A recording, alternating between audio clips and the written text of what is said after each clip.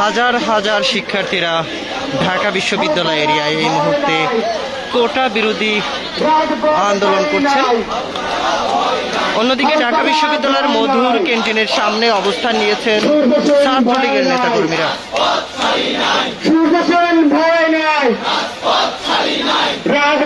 মূলত এই বিক্ষোভ মিছিলটি নিয়ে শিক্ষার্থীদের শাহবাগ মোড়ে অবস্থান নেওয়ার কথা রয়েছে।